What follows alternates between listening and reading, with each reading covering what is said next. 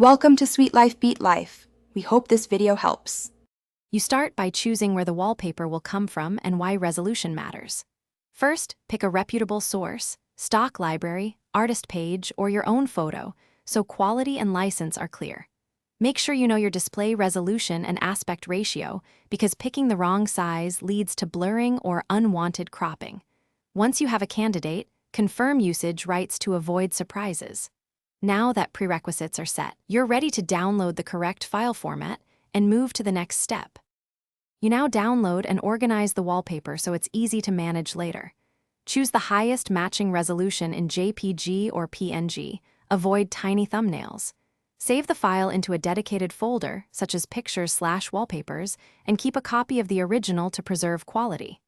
Next, use your OS display settings. Right-click the desktop, open Personalize, then Background, and select the file. Make sure to choose Fill, Fit, or Center depending on composition, so the image displays. You finish by tweaking and ensuring the wallpaper looks right over time. If the subject is misaligned, crop or adjust in a basic editor before applying. Subtle color correction can improve contrast against icons.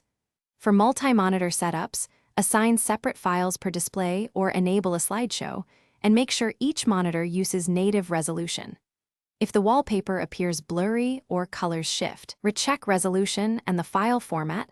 Sometimes PNG preserves detail better than JPG, and verify your display color profile.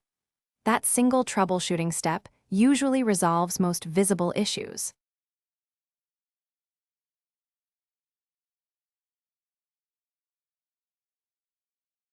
Thanks for watching.